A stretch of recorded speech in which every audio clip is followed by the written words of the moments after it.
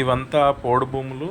ఇక్కడ పోడు కొట్టుకొని పత్తి ఇక్కడ వ్యవసాయం చేస్తూ ఉన్నారు. ఎంత ఆహ్లాదకరంగా ఉందంటే వాతావరణం, అసలు నాకు రాబుద్ధి కాలేదు. చాలా చాలా ఎంత కూల్గా, ఎంత స్వచ్ఛమైన గాలి. చూడండి, విలేజ్లోకి ఎంటర్ అవుదాం. అందరికీ నమస్కారం, నేను మీ పులిపాటి. ఇప్పుడు మనం భద్రాద్రి కొత్తగూడెం జిల్లా అశ్వాపురం మండలం రామ్నగర్ అనే ఆదివాసీ గ్రామానికి వచ్చాం మనం.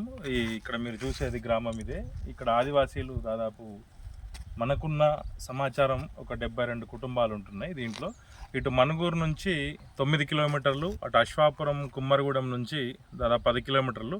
ఇది మధ్యలో ఉంది. ఈ పక్కనే చూడొచ్చు మీరు, ఇటు గోదావరి ఉంటుంది. ఈ గోదావరి ఒడ్డు అవతల పర్ణశాల కనపడేది. ఇవన్నీ ఆదివాసీ గ్రామాలు. ఇక్కడ వీళ్ళ జీవన ఆధారం వచ్చేసి వ్యవసాయం చేసుకుంటారు. ఎక్కువ పత్తి, కొంతమంది మాత్రమే మిర్చి వేసుకుంటారు అని చెప్పేసి మనకి ఇక్కడ ఉన్న సమాచారం. ఈ గ్రామంలోకి వెళ్దాం, మనం వెళ్ళి చూద్దాం వీళ్ళ జీవన శైలి ఎలా ఉంటుంది, అసలు వీళ్ళు కట్టుబాట్లు, వీళ్ళ జీవన వైవిధ్యం, వీళ్ళ పిల్లలు ఎలా ఉంటారు అనేది మనం ఈ వీడియోలో తెలుసుకుందాం. రండి. చేసాము. ఇక్కడ ఈ గ్రామ పెద్ద సున్నం విజయ్ గారు ఉన్నారు. ఒకసారి మనం చూద్దాం, ఈ ఇళ్ళల్లోకి వెళ్ళి చూద్దాం. నమస్తే అండి విజయ్ గారు. రండి, ఒకసారి మీ చూపెట్టండి మీ ఇల్లు.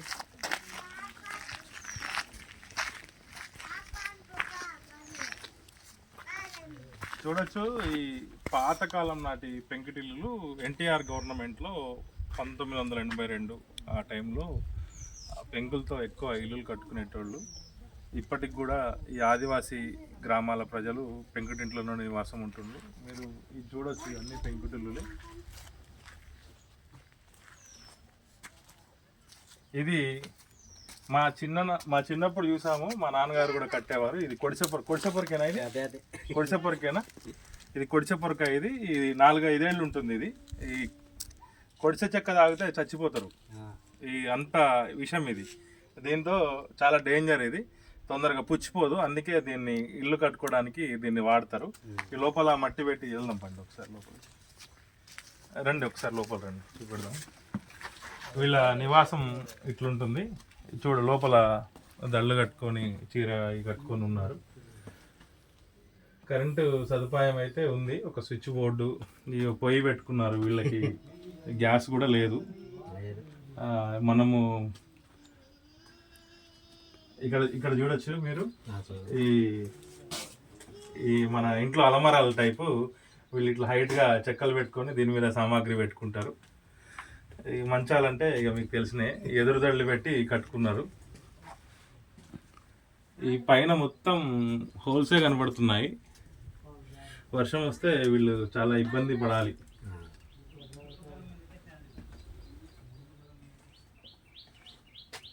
ఈ కట్టెలతోనే వీళ్ళు ఇంకా జీవితం వెల్లదీస్తూ ఉన్నారు వంటకి సంబంధించి.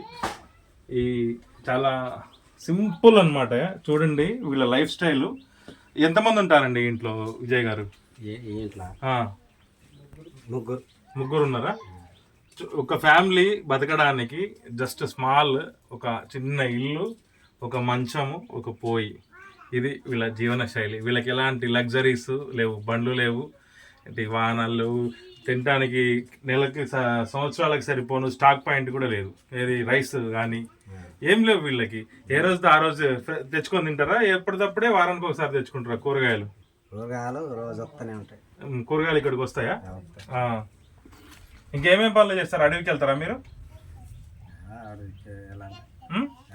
వెళ్ళట్లేదు ఇక, పొలం వ్యవసాయం పనులే. చేపలకి వెళ్తారా? చేపల చెరువులకి ఏమైనా పడతారా? చేపలు పడతారా? 2-3 జిమ్మలు దొరుకుతాయి. అటు వెళ్దామా ఒకసారి, అటు చూద్దామా అది కూడా. రండి ఒకసారి ఇటు రండి.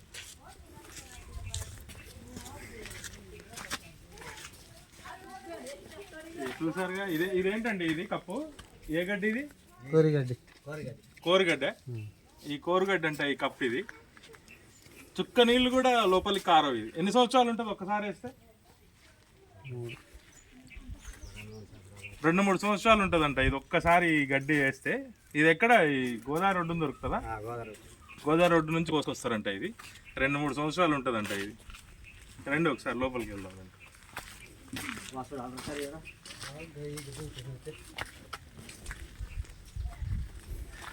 ఈ చూడండి ఈ చేపలు దీంట్లో ఎండబెట్టారు ఇక్కడ.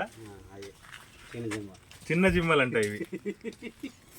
వాసన వస్తున్నాయి కొద్దిగా. ఇగో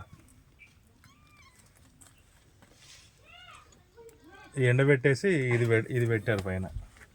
ఈ కింద ఈ వేడికి నిప్పు పెడితే వేడికి అవుతుందా? ఎందుకు? అంతేనా? వేడికేనా? ఎండకి పెట్టరా మరి? ఎండ లేకపోతే ఇట్లా వీళ్ళ కింద పొయ్యి చూడవచ్చు. ఈ పొయ్యి నుంచి వేడి సెగకి కొంచెం ఈ హీట్ అయ్యి ఇవి ఎండిపోతాయి అన్నమాట. ఇది ఇలా చాలా సింపుల్ లైఫ్ స్టైల్ అన్నమాట ఇది.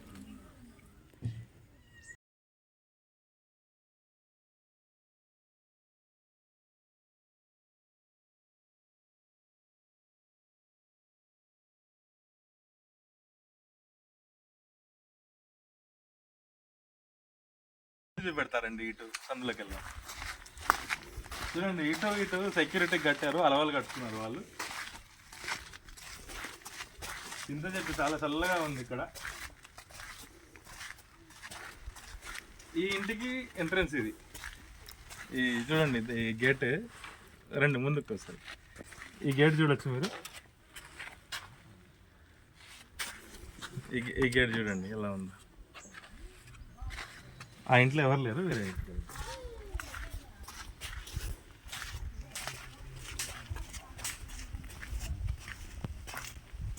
ఈ పత్తి చేలు ఇండ్ల పక్కనే అనుకునేసారు. ఇది ఇప్పుడే పూత పూస్తున్నాయి. పూతకు వచ్చాయి పత్తి చేలు.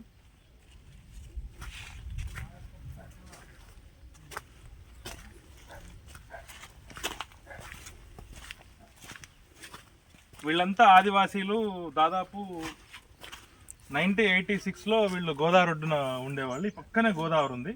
అక్కడ నుంచి వీళ్ళు అక్కడ గోదావరి పడుతుంది ఇల్లులన్నీ అని చెప్పేసి వాళ్ళు ఇటు కొంచెం ఇది 1986లో ఇది ఎత్తు ప్రాంతంగా ఉండడం వల్ల వాళ్ళు ఇక్కడికి షిఫ్ట్ అయ్యారు. దాదాపు వీళ్ళ ఒక 72 కుటుంబాలు ఉన్నాయి ఇక్కడ రామ్నగర్లో. వీళ్ళంతా పామేరు నుంచి వచ్చినట్టు చెప్తుండ్రు. చూడొచ్చు. ఇది కూడా చూడొచ్చు మీరు. ఏంటి ఇది? దారే ఇది? లేదా ఎవరు తాళం వేసి ఉంది? పడుకొని. చాలా హైట్ తక్కువ ఉన్నాయి. వంగెళ్ళాల్సి వస్తుంది. వంగి ఉండాలి. అదా మొత్తం ఊర్లిపోయింది. ఇట్లా వంగే ఉండాలి. వీళ్ళు చాలా హైట్ తక్కువ వేసుకున్నారు. కుక్కలు చూసి ఎంత షార్ప్గా ఉన్నాయో. ఏం కుక్కలు? ఏం జాతి కుక్కలు? జాతి కుక్కలు కావు, నాటు కుక్కలా? నక్కలు ఉన్నట్టే ఉన్నాయి, కుక్కలు లాగలేవయి. ఎంత చెవులు వెడల్పుగా. ఆదమరిచి నిద్రపోతుండు మనోడు, పనికిళ్ళు వచ్చినట్టున్నాడు. ఇదంతా ఇక్కడ చూడండి మంచిగా చెట్టు కింద ఒకటి రమ్మ పెట్టుకొని. మిషన్ భగీరథ నీళ్ళు వస్తున్నాయండి. వస్తాయా మిషన్ భగీరథ నీళ్ళు? జస్ట్ ఏం లేదు, చిన్న పెంకటిల్లు, వాటర్, వండుకోవడానికి 1-2 గిన్నెలు. అది వీళ్ళ జీవనాధారం. రండి.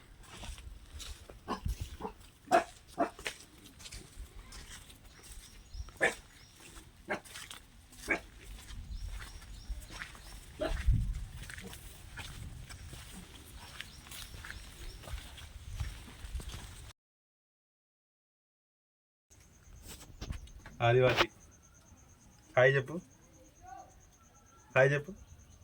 అందరికి హాయ్. అంతే హాయ్. ఇది ఇక్కడ మన ఇంటి పెద్ద మనిషి వాళ్ళ ఇల్లు. ఇది ఒకసారి లోపలికి వెళ్దామా? దా చూపెడుతురా. ఇగోమ్మా బాబుని తీసుకో. రండి లోపల రండి ఒకసారి. కరెంట్ లేదా మీకు? ఒక బల్బ్ రాదు? స్విచ్ వేసే ఉందా? అంత చీకటి మయంగా ఉంది లోపల. వీళ్ళు కూడా ఇక్కడ కర్రలతో ఆయన ఇది పైన పెట్టుకున్నాడు.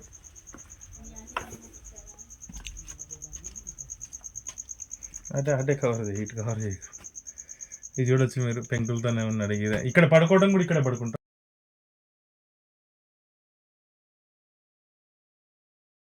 బల్బ్ ఇది గేట్, ఇంటి గేట్ ఇది. ఎదురు బద్దలతో చేసుకున్నారు.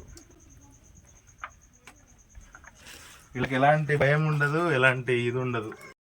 అంటారు ఇది చెప్పండి. ఇది విప్ప నూనె. మనం సన్ఫ్లవరు, గ్రౌండ్ నట్, పల్లి నూనె ఎట్లా మనం కూరలలో వాడుకుంటామో, వీళ్ళు విప్పకాయలు, విప్ప పువ్వు రాలిపోయినాక ఇది విప్పకాయ. ఇది ఈ విప్పకాయలు ఈ ఇప్ప పువ్వు రాలిపోయినాక ఈ విప్పకాయలు ఉంటాయి. ఈ బద్దలు వీళ్ళు దీన్ని మిల్లుకి తీసుకెళ్ళి ఆడిస్తారు. మిల్లుకి తీసుకెళ్ళి ఆడిస్తే నూనె వస్తుంది. ఆ నూనె ఇది. ఇక మీరు చూడొచ్చు, ఇది ఆ నూనె, విప్ప నూనె.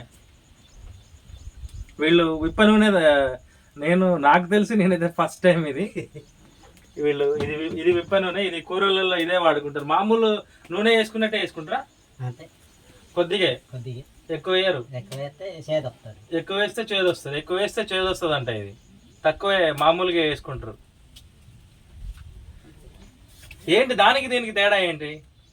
ఆ నూనెకి నూనెకి తేడా ఇది ఎక్కువ మంచిగా ఉంటుంది. ఇది అంతే. మీరు అది వాడరు అయితే? మీరు బయట దొరికే ప్యాకెట్లు వాడుకుంటా, అవి కూడా వాడతారా? కూర ఏమైనా టేస్ట్ తేడా వస్తుందా? రుచి తేడా. ఇది బాగుంటుందా అది బాగుంటుందా? అది బాగుంటుంది. ఇది బాగుంటుందా? మరి ఎందుకు చేసుకుంటారు మరి దీన్ని? మరి డబ్బులు లేనప్పుడు ఇది వాడుకో. డబ్బులు లేనప్పుడు ఇది వాడుకుంటారా? జిడ్డు జిడ్డు ఉంటుందా? పట్టా కొంచెం ఇది చూడొచ్చు మీరు. సేమ్ ఆయిలే. దీంట్లో ఇంకేమైనా కలుపుతారా మీరు? ఓన్లీ ఇదే. ఇక చూడండి ఎంత థిక్నెస్ ఉందో చూడండి. ఇది కనబడుతుందా? ఇది ఇప్ప నూనె.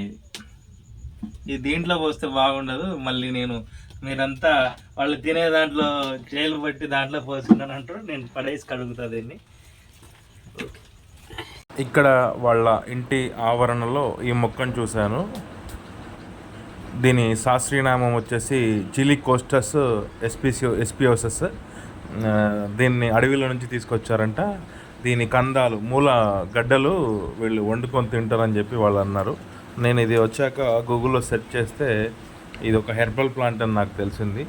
వాళ్ళకి అసలు ఇది ఏంటో తెలియదు. కాకపోతే దీని కందగడ్డలు తింటారని వాళ్ళు అంటున్నారు. ఇది అమెజాన్లో కూడా మనకి ఆర్డర్ పెడితే వస్తుంది ఈ మొక్క. ఎంత బాగుందో ఈ పూలు. కానీ పిల్లలు ఇక్కడ ఆడుకుంటూ ఉన్నారు. మేము మధ్యాహ్నం టైంలో వెళ్ళాము. యాక్చువల్లీ సాయంత్రం అయితే అందరూ పనులకు వెళ్తారు, సాయంత్రం అయితే వాళ్ళు ఉంటారు. మేము మధ్యాహ్నం 2:30 అంటే మేము 11 గంటల బయలుదేరి వెళ్ళాము. ఈవినింగ్ వద్దనుకున్నాం కానీ చాలా తొందరగా వెళ్ళిపోయాము మేము. 2.5 hours అట్లా పట్టింది. 10 kilometers ఉంది. రోడ్డు అంతగా బాగాలేదు. ఇది నాటుది. ఇది బొప్పాయి చెట్టు మీకు తెలిసే. ఇది అన్ని పల్లెటూర్లలో అందరి ఇళ్ళల్లో ఉంటుంది. ఈ బొప్పాయికాయ చెట్టు. ఇది హైబ్రిడ్ కంటే నాటు చెట్టు చాలా బాగుంటుంది. ఇది జాండీస్ వచ్చిన వాళ్ళకి దీన్ని కొబ్బరి ఆకులు బాగా తింటారు ఇష్టంగా.